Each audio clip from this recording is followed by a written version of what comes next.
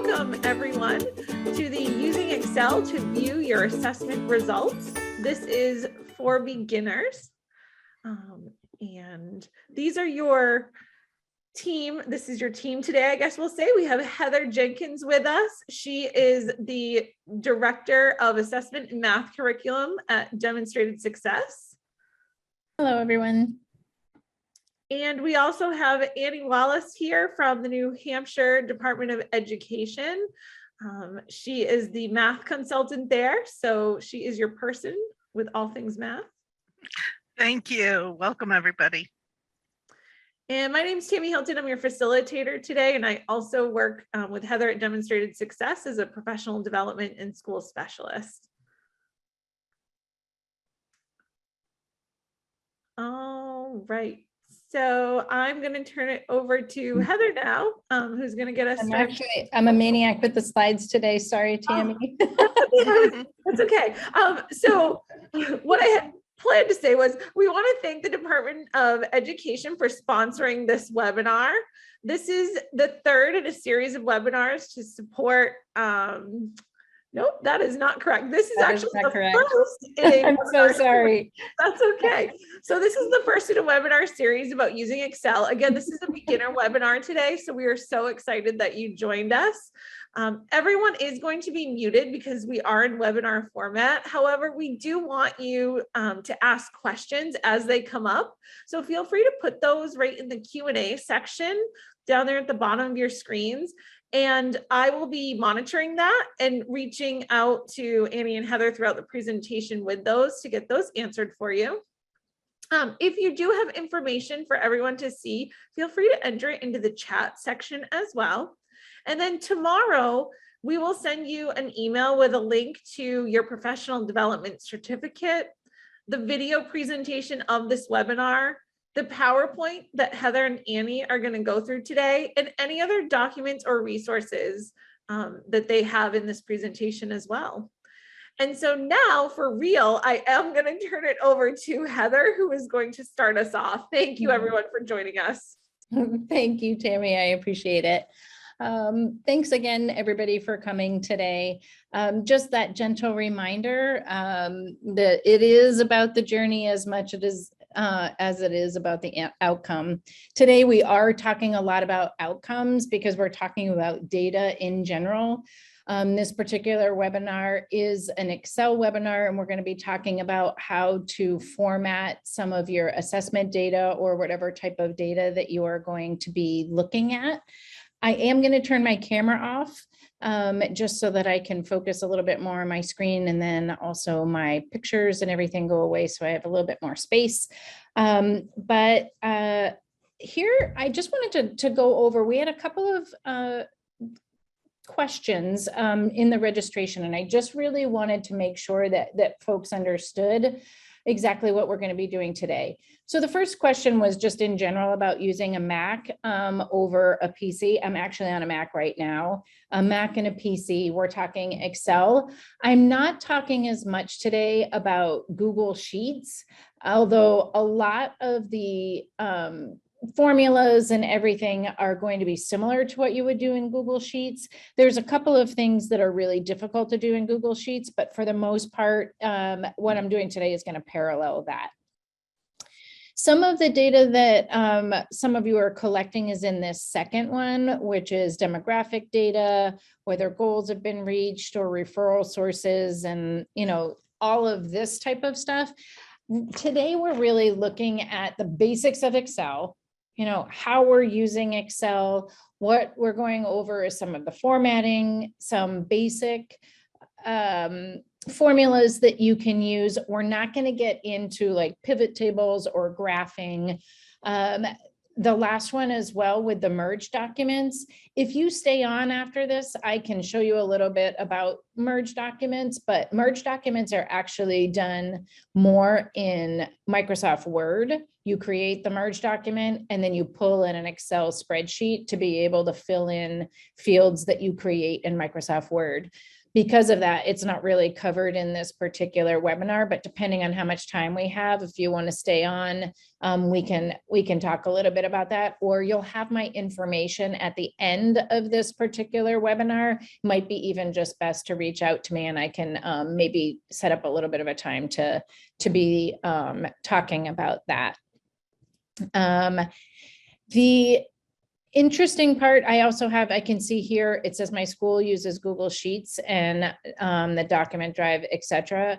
Excel is a Microsoft product.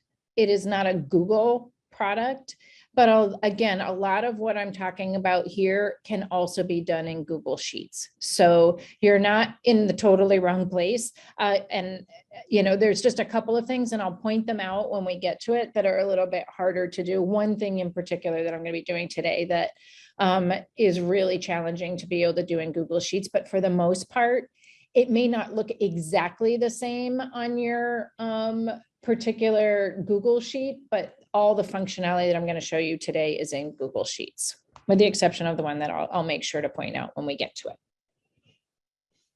Okay, so our goals for what we're learning today is that we're going to just learn the basics of Excel. So I'm going to go over that. This is a beginner session. So I think one of the people said, I know nothing about Excel. That's fine. We're going to kind of go through step by step. And then I'm going to be doing some formatting that will be live in Excel. So you'll be able to get a little bit of an understanding, if you're ready for it, on how to do the formatting and make things look a little bit easier to decipher, specifically when it comes to looking at data. So again, also the how do I enter data into Excel, how do I format them, and what are some of those basic formulas. So the first thing I want to do is just go over the basics and an overview of the screen, just so that you can understand what each part of the screen is and what you can do with it. Google Sheets looks a little bit different, but you've got a lot of the same buttons. So it really isn't all that different. So this is the Excel window here, right? So this is the title bar. Just like in Google Sheets, you have your title that's right at the top there, or what you are naming it. In Google Sheets, it tends to be over on the left-hand side here. And then you have your toolbars at the top. And so underneath this, these are those column headings. So any of the letters going across the top are your particular column headings. And then any of the numbers on the left-hand side are what are called row headings. We have here, this is the cell name box. So right here, you can see that on the outside here, this is what is chosen on that spreadsheet. So the cell name is A1. And then this is the formula bar. The formula bar isn't just for formulas. It is whatever is included in that particular cell. So it could be words, it could be numbers, it could be formulas. And that's what you'll see right up in the top there. Whatever is in here, if it's a formula, the outcome of that formula will show up in the cell. Or if this is words in here, the words will match here to what is in the actual cell. That's the cell right there. And then this is the worksheet window. So each one of these is called a worksheet or a sheet. You can see on the bottom that I have 3 sheets on this particular document. Anytime you're working on a worksheet, you're working on this specific worksheet. If you are an advanced Excel person, you can reference different worksheets that have things show up on that particular, in a particular formula. But for right now, we're just dealing with basics and we're talking about one particular sheet at a time. Those are the tabs that show you what they are. You can rename them, you can do all of that. And then this is the zoom slider. So this allows you to be able to make things bigger or smaller. When we're talking about Google and you're in Google, instead of having that slider, you can use the Control plus or the Control minus. It allows you to figure out like sort of what your zoom is on that. So it looks just a little bit different in Google Sheets than it does here. These view buttons is also just the way that you're viewing it. You can view it in different ways. So right now we're just going to be looking at the standard view. a little bit more about this. Where we had the sheet name, that's called a title bar. And so this bar displays obviously the name of the spreadsheet or the workbook that you're looking at. The toolbar in Excel looks like this. There's a couple of different portions to it. There is the actual name, like that menu bar up at the top where you have, as you click on those, it opens up different little icons there and those different menus you can use. And then the actual toolbar is where those commands and all of the picture icons and everything are. In addition, in Excel, you have way up at the top of your sheet. Once I get into it, I'll show you where it is. And you have a whole nother menu that you can take a peek at as well. But this is the general menu area. For the column headings, again, we had those were all of those letters. If you have a spreadsheet that is a lot of columns, it goes from A to Z, and then it goes A, B, A, C, A, D, and it continues on. And there are up to 256 columns in Excel. I've used a lot of columns. I've never used 256, but just know that that's where it goes. Then you have your rows. I've never hit the limit. There's 65,000 rows. So it's not very limited when it comes to the amount of information that you can put in here. Again, that cell name box there basically just as a correlation of that column in that row. And it shows which particular area of your spreadsheet or cell is chosen at that time. That formula bar, again, is where those words are, or the actual formulas or numbers or what have you. And so anything that is in that cell will be shown in that formula bar. So for the cell here, this is basically where your information is going to go, right? This is in cell D4 right now. And then with the worksheet tabs, again, you can use as many worksheets as you would like within a particular document. So what ends up happening is the reason that you might use different worksheets is, let's say you're using assessment data. If you have a pre-assessment, you might put it in one tab, and a post-assessment might be put in another tab.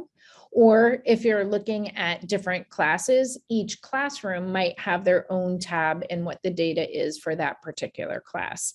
There's all different reasons for using a lot of different sheets within your particular workbook. That zoom slider, again, this is how we can make things bigger or smaller.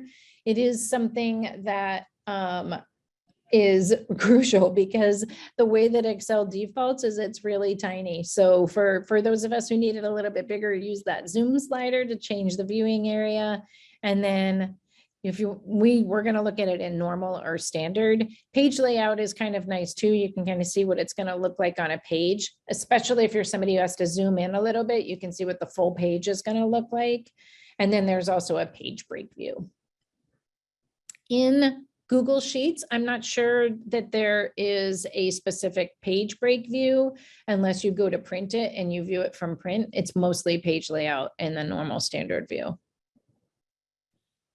All right, so here is our home screen. So these are our standard formatting options on the home screen. They're pretty self-explanatory, right? We have bold, we have italics, we have underlined. The area that I find super challenging in Google Sheets compared to Excel is this area here when you're talking about putting borders in. In Excel, I feel like I have a little bit of an easier time getting a border to disappear or just part of a border to disappear and going into table properties, where in Google Sheets, sometimes it's a little bit challenging to get rid of a top border. So I end up having a line where I don't necessarily want it because it's the bottom border of something else. But other than that, it's pretty self-explanatory. I use a lot of shading. This is how you fill in a full cell. This is obviously your font color. Alignment in Excel is also something that is really helpful to know about. And I'll show you a little bit how you align things, not just for the middle, but also being able to align things in the middle of a cell from top to bottom, or wanting bottom alignment, middle alignment, or top alignment. And so that's a lot of those just general formatting things that we're going to be talking about. We do have another webinar that's a little bit more advanced that will get into a lot of different types of formatting. And I'm going to get into a few of them today as I go through the spreadsheet that I'll be formatting. But this is just the general stuff to know about.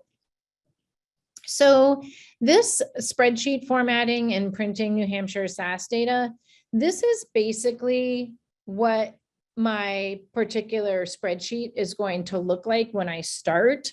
So if you're looking at this as modular data, if you download from that New Hampshire SAS portal, you get a lot of information on your spreadsheet. This isn't even all of it. I cut off the right-hand side of it. It actually goes out another, I don't know, like 8 or 10 columns, and you'll see when I actually open it up in Excel. But I don't tend to look at a lot of this data. So when I format it, and what we'll be talking about today is making it look like this, so that we're able to really look at the data and understand it in a really clear and concise way. So we have a lot of data.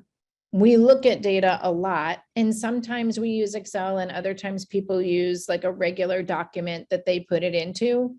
But because of being able to put in formulas and figuring out averages, which is some of the things that we're going to be doing today, I really like Excel for looking at any type of data and to be able to show what students are doing and to be able to kind of manipulate that information in a different way than you would be able to do within Microsoft Word or in a Google Doc. So we're going to go live here to Excel. And what I want to do in Excel is I'm going to open up, this is that particular sheet that I was talking about that we're going to format. Before I get too far into this though, I want to talk about, we're not always downloading. This says that my screen sharing is paused. Is everybody? Okay. I can see your screen, Heather. You could see the Excel screen. That's so weird. I've never seen that it says your screen sharing is paused. Do you see the Excel spreadsheet right now? No, we do not. No, it just says go live and then the Excel icon. Okay. I'm going to, it's interesting. It is asking, I'm going to stop sharing really quickly and I'm going to share my screen, and I'm not sure what that was. Do you see it now? We do see it now, Heather, or I do. Interesting. I could have, maybe it was that I was just sharing my particular Google screen, but I never actually do that. So that's very interesting. Yes, Thank you for those of you who were telling me you could not see the sheet. Okay, so this is what I'm talking about. This is downloaded data.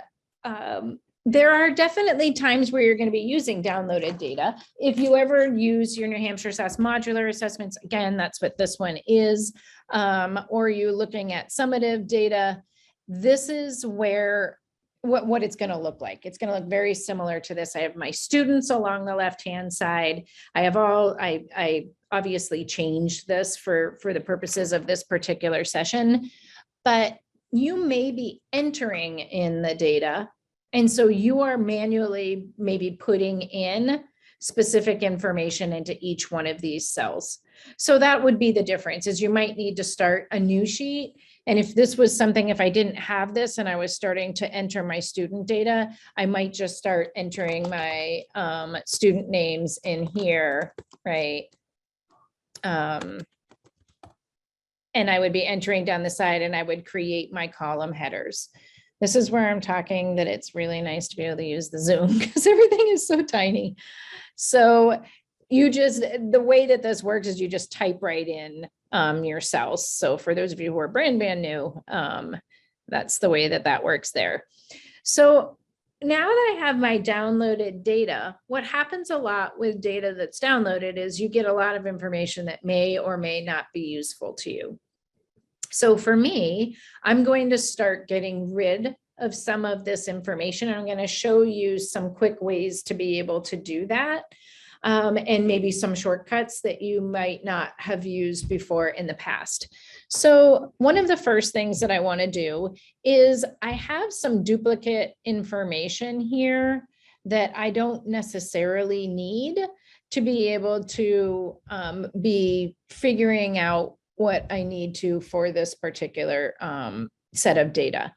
Some of the things that I don't need is I don't really care what my student ID information is. So to be able to get rid of that, it looks like here that I'm going to be getting rid of. Just know when you get rid of a column, I'm going to click here and you can right click and you can choose delete, right? So I right click, delete. As soon as I do that, you will see that it gets rid of that whole column. If I realize like, wait, I want some of that information back, you can undo really easily with the area up here that says edit, and you can say undo delete, or you can see that that is Control Z. I'm on a Mac right now, so it's Command Z, but it's Control Z on a PC. So if I say, wait, I didn't want to get rid of that because I really wanted some of this information, you could undo that. So Control Z is your friend when it comes to Excel, because every once in a while you'll delete something or something will happen and you'll say, that wasn't what I meant to do. So you Control Z until you finally figure, get it back to where you wanted it before you start deleting. I actually don't care about any of this information in any of these columns here, basically starting with student ID all the way over to this, these performance counts and this performance distribution. It's interesting as I talk about New Hampshire SAS, a lot of people really like this on or above or approaching or below. That doesn't mean anything to me because I'm going to actually figure out what the percentage is for each student and how they scored on this particular assessment. So I tend to get rid of that. The way that you get rid of multiple columns at a time is you're just going to click on the column here. You get that little down arrow and you're going to click and drag the columns that you want. You're going to right click and delete. So it just got rid of all of that. I don't need any of that information there. The other information that I am going to get rid of on here when it comes to my columns is I'm going to get rid of, I'm going to make this a little bigger so we can see it. This here says 5 items in which the students perform the best on and 5 items they perform the worst on. And then I've got my total items here. So all of my items are actually represented here. And while this is all interesting, I'm going to be doing some formatting to tell me which ones they did better or worse on. So I'm going to actually get rid of these columns here. So again, I'm using this little down arrow, clicking and dragging, right clicking, delete. So now yeah. Oh, I'm sorry. There was a question. Yeah. If you could just clarify. So somebody has asked, will this spreadsheet appear like this right from the testing website? And which report exactly will give me this? So what this one is, yes, that was exactly the way it's going to appear, except that I took out the student names and messed with the student IDs so that I wasn't exposing anybody's student ID, which is confidential and that, but it does come out like this. This is straight from the reporting portal for New Hampshire SAS. And this here is a modular assessment. So this is numbers and operations base 10, modular A. And what I've done is I've gone into the reporting portal and I've gone into my class where my students are listed and I see my students listed and I hit the print button. When I hit the print button, it's not like any specific report comes up, but it will bring up a screen and it will ask me what I want to choose. And all I choose is I want the summary and item scores. and then I choose Excel and it downloads, right? It goes right into my inbox and I can download it. So yes, this can be done right. I didn't change anything. This is exactly the way it looked when I downloaded that modular data with those particular steps. So you're right in your class, you hit print. You want to choose summary and item scores, Excel, and then you're going to hit okay. I think it's okay, or export or something like that. And then it shows in your inbox and you can download it, and it looks exactly like this in Excel. If you download it and you don't have Excel and you have Google Sheets, then what you would do is you would download it. It would show up in your downloads, and then you would upload it to Google and open it with Google Sheets. Okay, hopefully that answered your question. I said it twice because I know it's a lot of steps, so hopefully you got that. You'll have a recording of this too, or you can always reach out to me and I can give you that information again. This information at the top is pretty important to me, in that I want to know which modular this is, but it's just a little bit too many words. So I've clicked right on this cell, and now I'm going to that formula bar up here, and I'm just going to click on part of this, and I'm going to highlight it, and I'm just going to delete some of this. Sometimes I need this information, but I don't necessarily need that. So I'm going to do my math, grade 3, numbers and operations, base 10. Every once in a while, I didn't on the picture in the screen, the slides, but I would maybe add the date here. So I might say, just so that I know exactly what that is. All of this information is just extra information for me from basically row 2 all the way down to here. Now you can click and drag, or if I just put my cursor right here and I hold my shift key, it will then highlight all of it. So again, I can either click here, go down to the one, hold my shift key, or I can click and drag down, and I can delete all of this information. This up here is a duplicate of what I have down here, these first 3 lines. This district and school, these are the percentages that we have here. They come in without formulas, and I like to create my own formula for it, and I'll kind of show you what that means. Specifically, I don't love the way that it looks for my 2-point questions, and so I'm going to talk about that just a little bit. So I'm going to delete this stuff up here. And I'm going to pause. I think there might be a question. Oh, that helped. Never mind. No question. So now I have my general information here. And this is the information now that I do want to keep.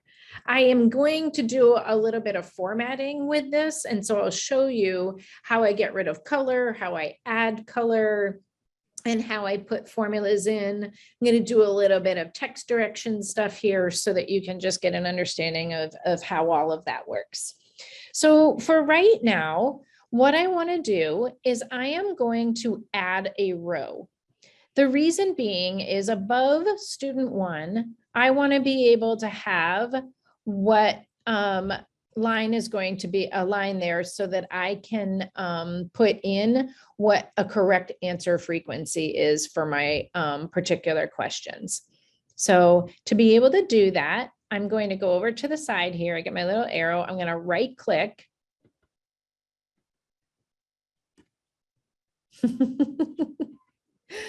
It's not liking me today.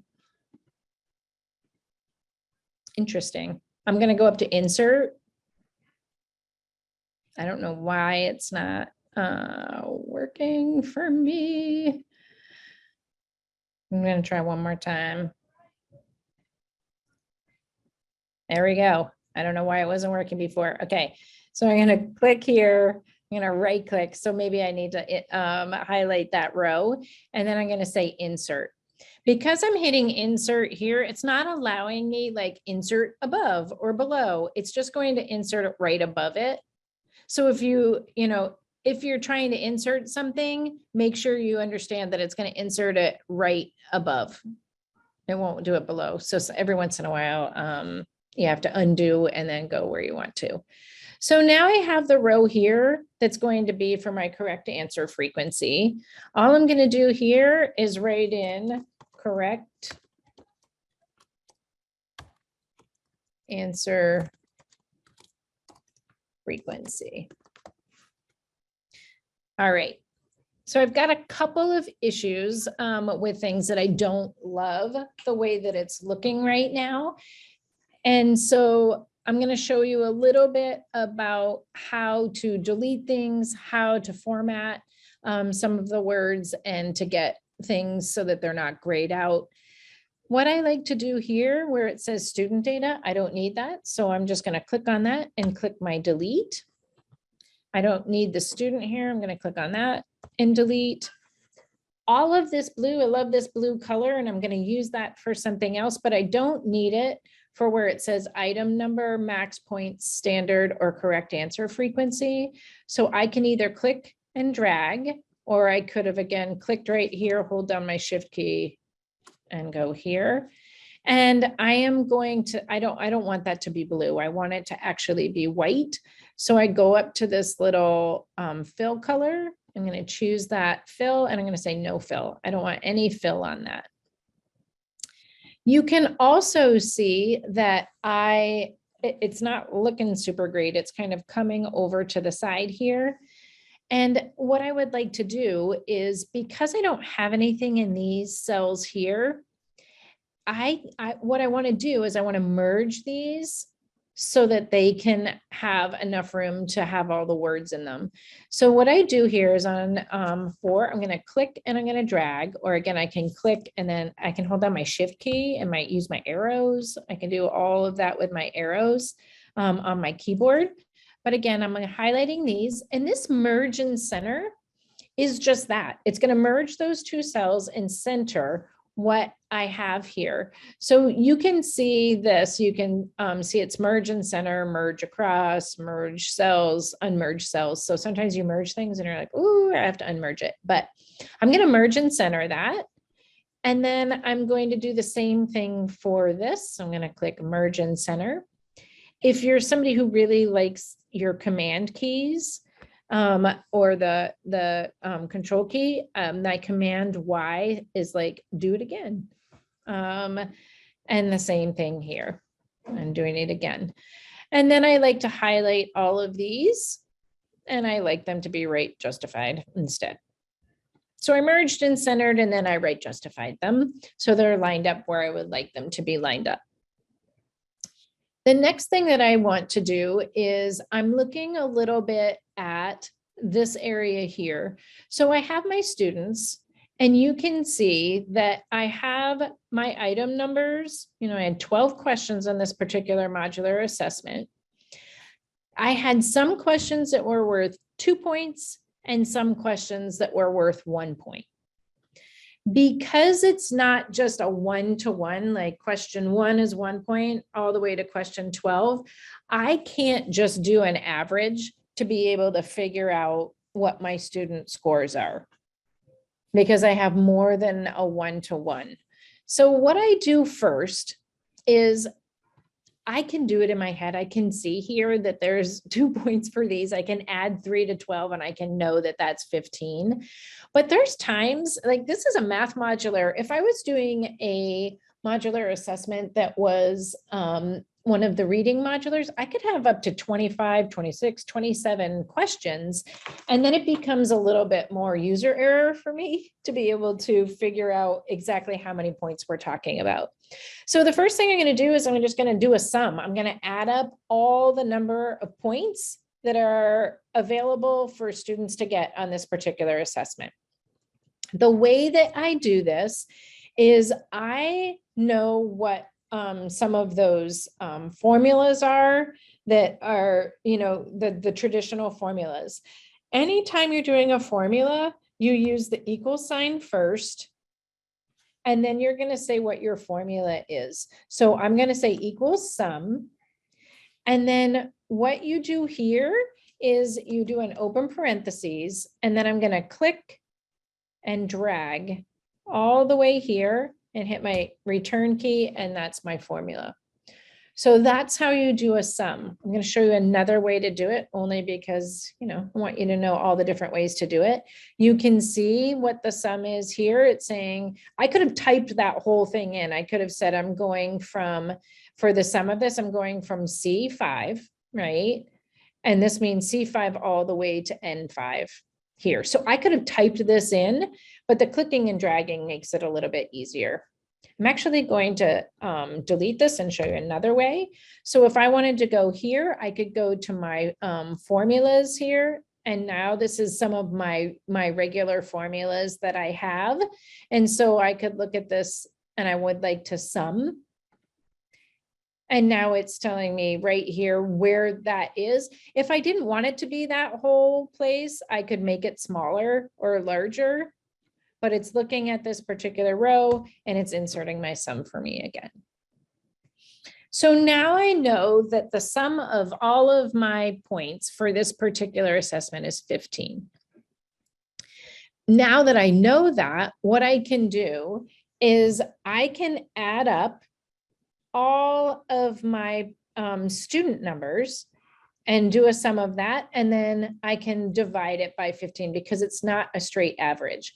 If every single one of these was worth 1 point, I don't want to confuse anybody too much. I could have done a straight average, but that doesn't help me when I have 2 point questions because sometimes they get 1 point, sometimes they get 2. So the way that I do this is for this particular student, I'm going to figure out what the sum of their total points is.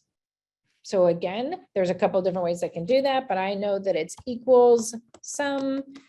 And then I can again click and drag, I let go and I hit return. So now I know that this particular student scored a 10. I know that they've scored now a 10, but there's 15 points that they have. So now I want to figure out what that means for percentages. I go right back into that cell. And now I have the sum. I need to divide that sum by 15 because that's the number of points that were available. And then I hit return. So now I get this decimal for what their sort of percentage is. But as much as you've got this decimal, I'm going to go back to my home here, this little home button. And I'm going to hit this little percent here. So I'm going to click here. And right now I've got this as a crazy decimal, which I don't want. I want it to be a percent.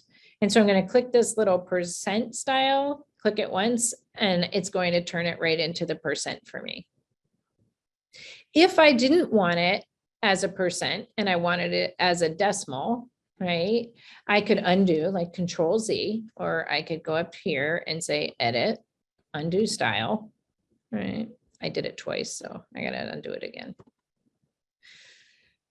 And I could say, well, maybe I like working with decimals this way, but I don't want as many decimal points. I could just say, give me less decimal points. And I could say, okay, this is 0.67, right? I am a percent lady, so I'm gonna go with percent.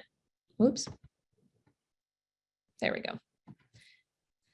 Now, I have student 1, I have their percent, and so I know what they got, but I have all these students. I have 40 students.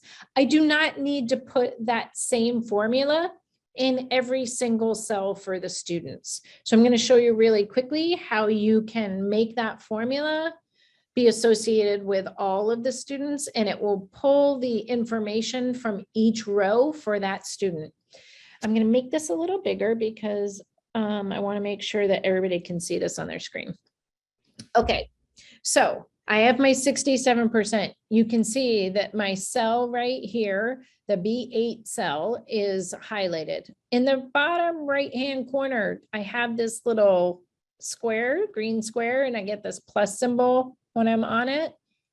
I'm going to click and hold, and I'm going to drag that all the way down to the bottom. And now every single one of my percentages is ta-da, done, right? So now I have all of the percentages for my students in there, and I'm good to go on those particular percentages.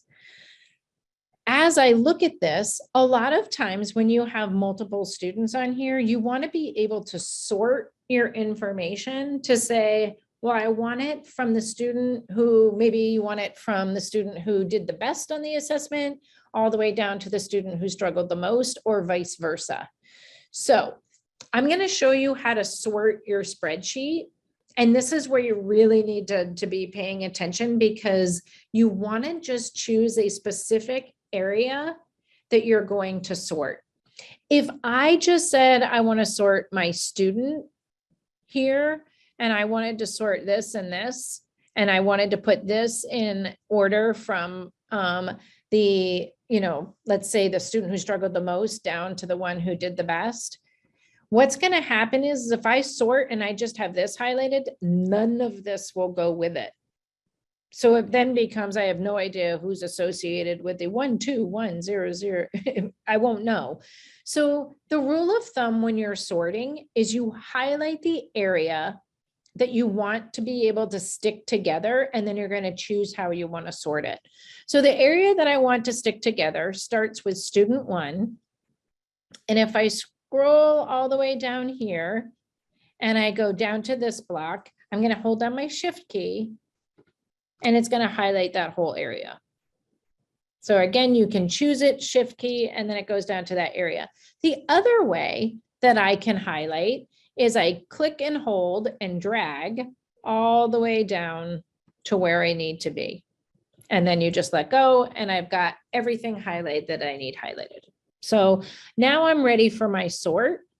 And so the way that you sort within Excel is you're going to go up to this extra toolbar up at the top where it says Excel here. And this is the way I do it. You can do it other ways. I think you can click on this data. This is where I go and I choose sort. Okay. And so now what's going to happen is I'm going to be able to choose the column that I want to sort by. The column I want to sort by is column B, because this is where the information is that I want to either be from smallest to greatest or greatest to smallest. So I'm going to sort by column B. And now I get to choose, do I want my students who struggled the most at the top, or do I want them at the bottom? I'm going to say at the top. I want to see them first and say, who is this that had the hardest time on here? And as soon as I click on OK, it took all of that information, and the information for all of these columns stuck with the student that's associated and what their percentage was. So now I have this all set, my students who struggled the most, all the way to my students who did the best on this particular assessment.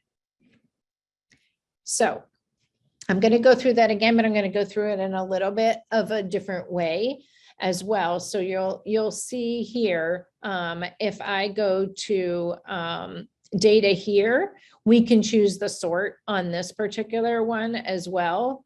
Do you see what it highlighted? I don't want all of that highlighted, but you get the idea. So you can either go to data and sort here, or you could be up at the top. So those are sorted. I'm good to go there. And now what I want to be able to figure out for this particular type of assessment is I want to figure out my correct answer frequency. What that means is I want to see which questions my students had the hardest time with and which ones my students did the best with. So to be able to do that, I have another formula that I'm going to need to put in here. The formula for this one is going to be a straight up average. I want to know what the average of all of the points were for a particular question. All right. So to do that, I'm going to go through here, and I know that particular formula is an average. I can click on this formulas here, and I know the average is under auto sum. You can see where it says average here. And so in doing that, I know it gives me what the particular sort of formula is for that. I don't tend to use it that way because I don't love the way that it highlights like this, but you can. And so what I would do here is this is not correct. I don't want obviously the top part to be average. I want this bottom part maniac. I want this bottom part to be average, but now I'm still way up here. And so I need to move it down to here. So now it knows that the average is going to be for cell C8 all the way down to C47. Okay, and then I can hit enter and it tells me what my average is. I rarely do average that way. I'm going to delete this. The way that I do it is that I know because it's a formula, it's equals, and then it gives me average like this, and I choose average and it just gives me that. And then I click and drag down to highlight what I wanted to average, and then I hit enter. So either way. So now I have my average for this particular question. And I want to be able to make that go all the way across for each question. So to do that, I am going to do that same process that I did before, this little green square in the bottom. I'm going to click and hold and drag all the way to the side. And now I have my averages for each one of these particular questions. While I'm over here, I can delete this 15. I don't need it anymore. I just needed it for when I was dividing their sum by the total to be able to create their average. Now, here's where it gets a little bit tricky. And I chose this particular modular on purpose because not every question is worth 1 point. So you start seeing things that get a little bit confusing, because if I were to look at this and I were to think, okay, I want this to actually be like a correct answer frequency, like percentage, right? I can click and drag on all of these and I can, again, you know me, I like the percentages, right? So I'm going to click percentage and I'm seeing percentages like 123%. Well, 123% doesn't really make sense. It's really more of, if we go back to this, I want to Control Z, there we go. If we go back to this, on average, 1.225 points was gotten out of 2 for this particular question. That is confusing for my brain. This is less confusing for my brain because it's a 1-point question. 87.5% of the students got this correct. That makes sense to me. So what I tend to do is I go to this, anything that's a 2-point question, I just say, you know what, I want to divide that by 2. So now I know I can change this and just put that divide symbol to anything that's a 2-point question, you put in there. So now this is making a little bit more sense to me. I can click and drag and change this all to a percent. And I can see the students that did really well on questions and didn't.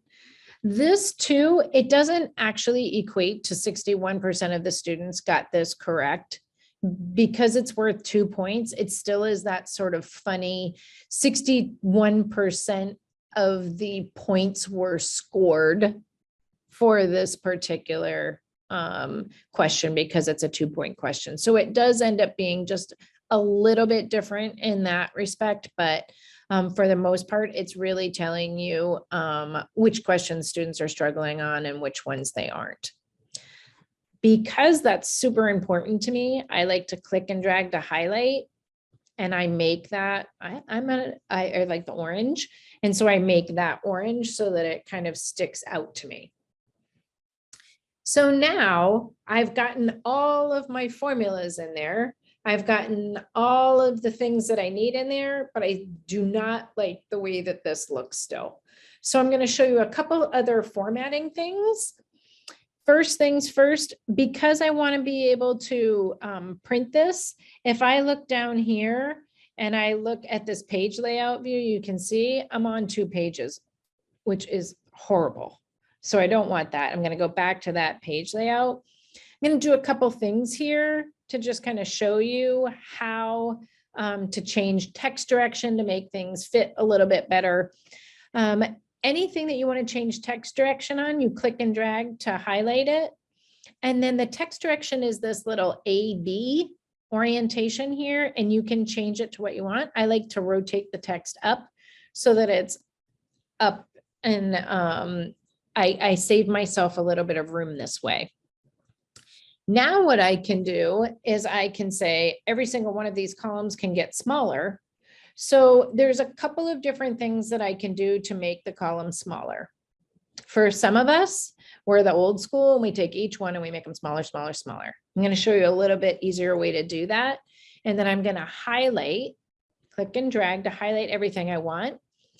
To make all of them smaller by the same amount, all I do is get this little up and down arrow, and I move it to the size that I want, and all of them become that size,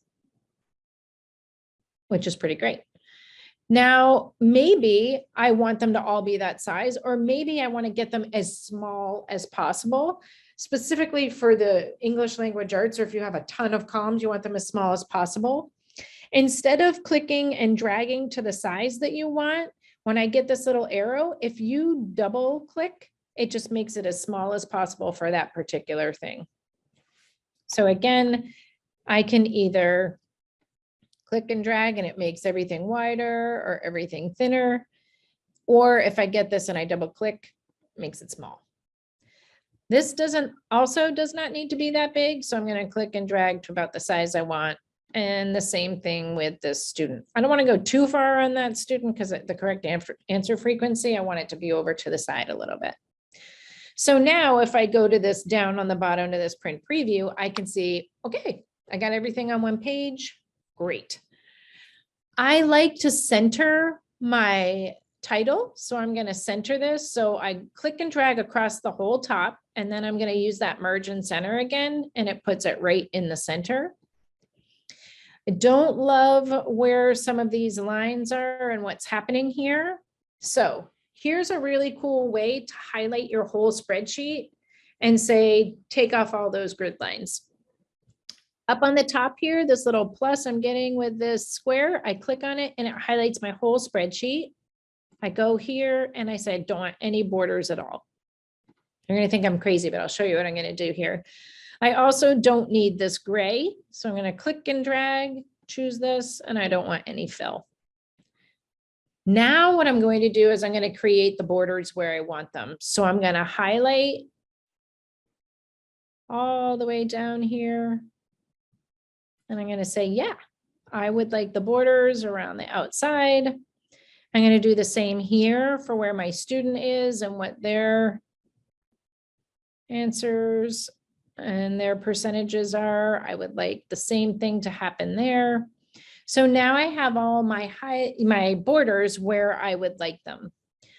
I am I'm a center person. So I'm going to click and drag all of these and I want them centered this way.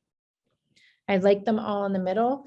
And I also like to center them up and down, which is this one, middle align, so that everything's kind of in the middle. I'll show you why that's important. This correct answer frequency is pretty small. So when I print it, it's not going to be very big, but I like it a little bit bigger so that it really stands out. So I'm going to click and drag that one row to the size that I want. And then that stays in the middle. That's that center alignment there. And so now I have everything where I would like it, with the exception of this percentage. I'm going to highlight that row. I'm going to center it there. I didn't highlight it when I did all of these because then it would have centered all of these at the same time. So I like to do that one at a time. So I have this highlighted, or this all figured out, and I could easily print this now to be able to have it go right to my printer. If I print it and I use my print button, right now it's one page.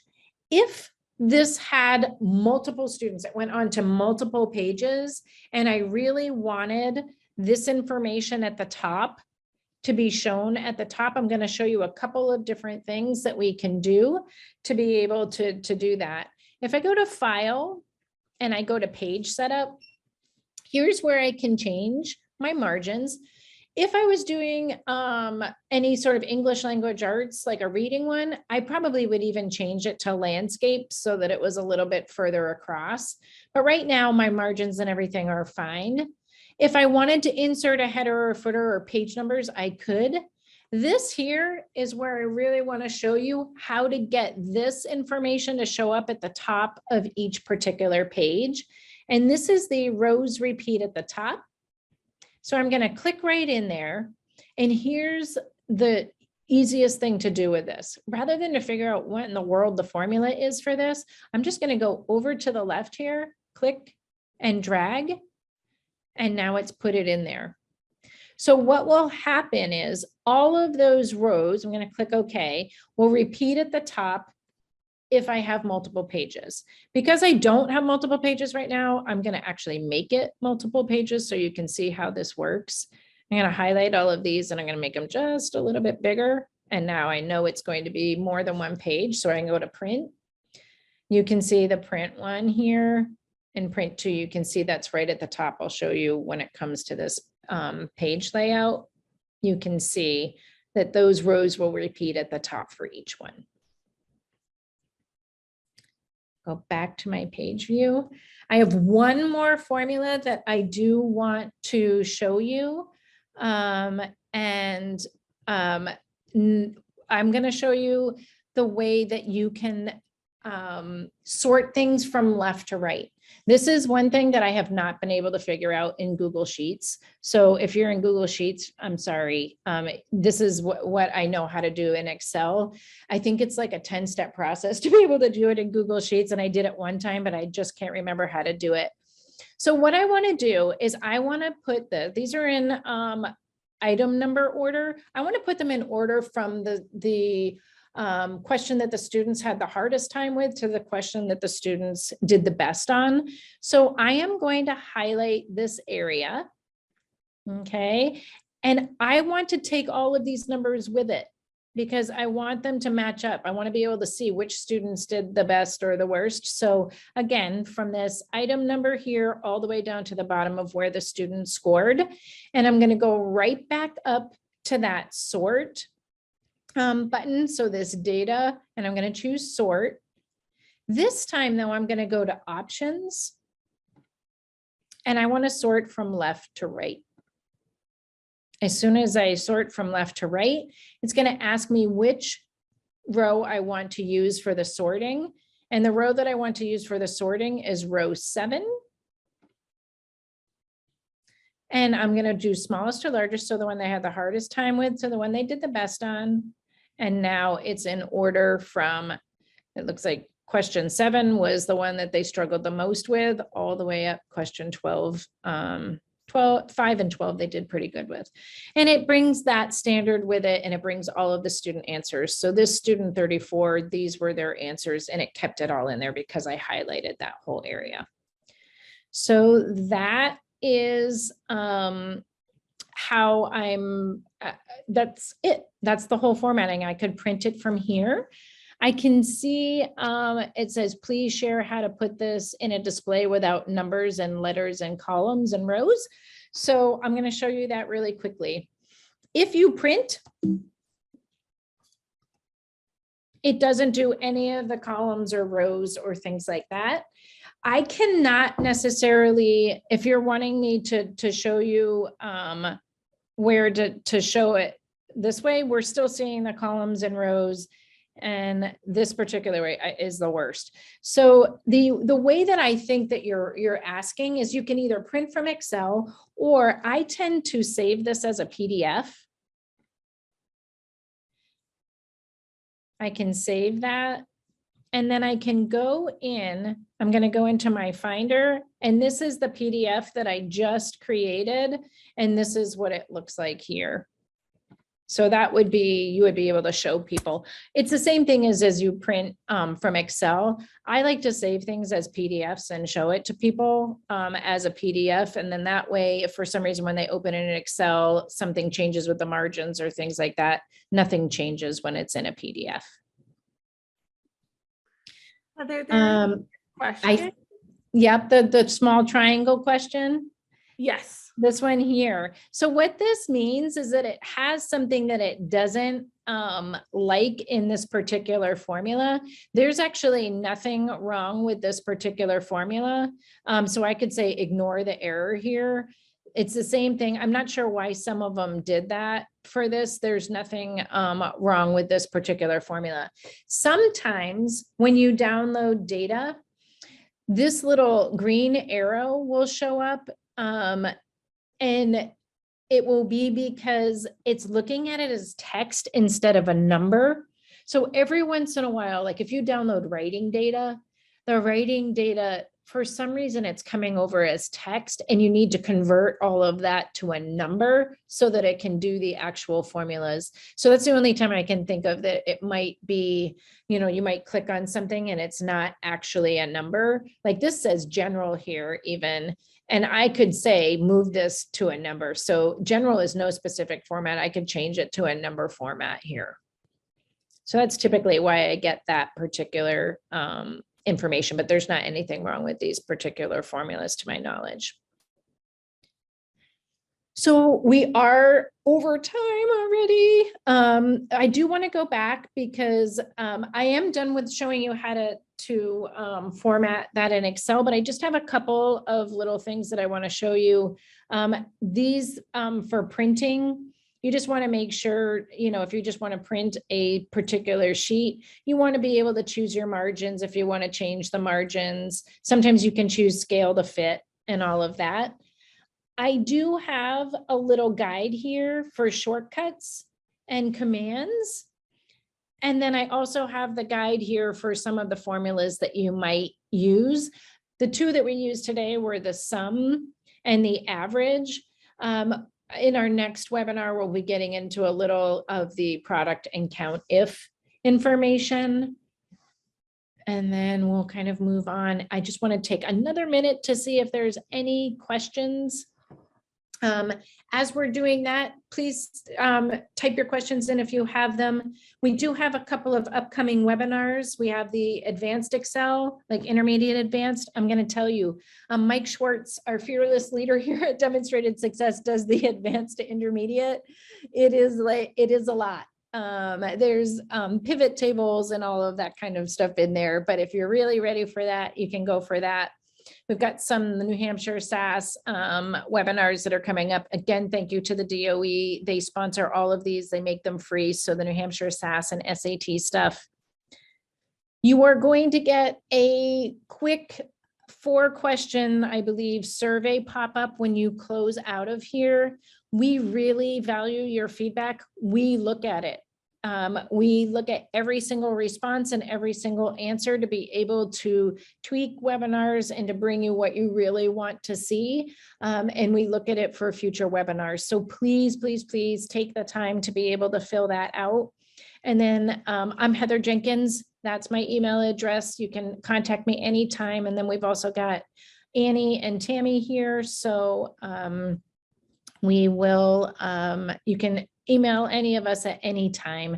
I'll stay on for just another minute if there's any questions. I thank you so much for, a lot of you are putting some nice comments in the chat.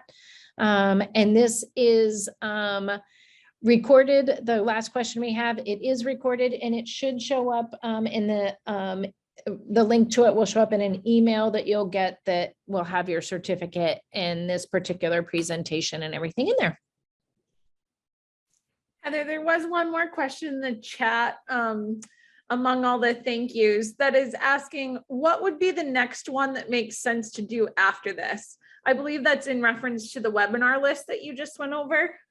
Yeah, if you're looking for Excel, then I would do the next Excel one. And then you can figure out once we get into that webinar and we start talking about some of the advanced features, it's one of those that if it gets a little bit too advanced for you, you can just drop off the webinar. But that would be, if you're looking for Excel, that would be the next one that makes sense. The rest of the webinars that we were talking about were more of the New Hampshire SAS. And looking at your summative data and how to look at that. Those are two of the exact same webinar, and the same thing with the SAT ones. We have two different dates for those webinars, and they're all at 3:15 in the afternoon.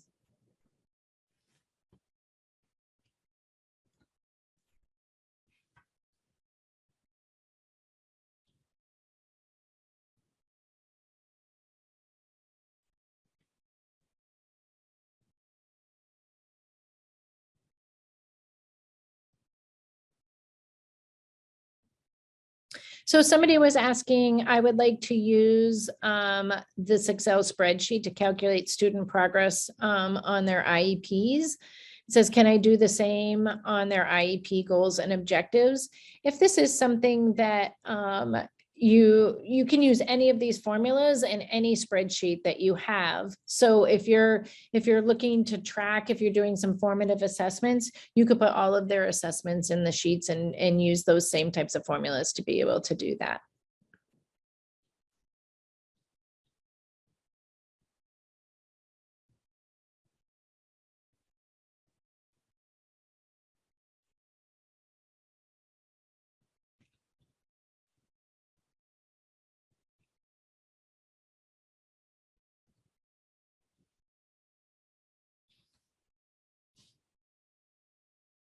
Jen Hedges is on here. Hello, Jen Hedges. Hmm.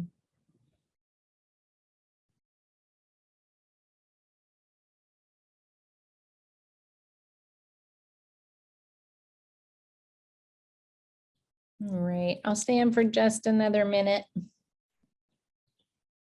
There was somebody that, Nicole, you were talking about how to use this for a trajectory for access and adequate growth. If you're talking about the access assessment, as long as you can download the results from access, you should be able to do any of that sort of formatting, and you would just choose Excel.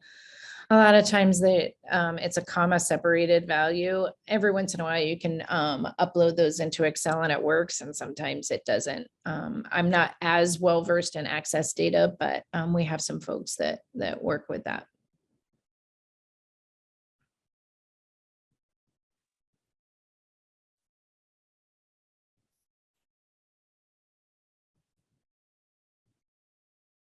All right. Well, that seems to wrap up the day. It doesn't look like there's any other questions. Again, thank you so much for coming. Please fill out that survey as soon as you drop off. We'll be taking a peek at some of those results, and hopefully we will see you at another webinar. Take care.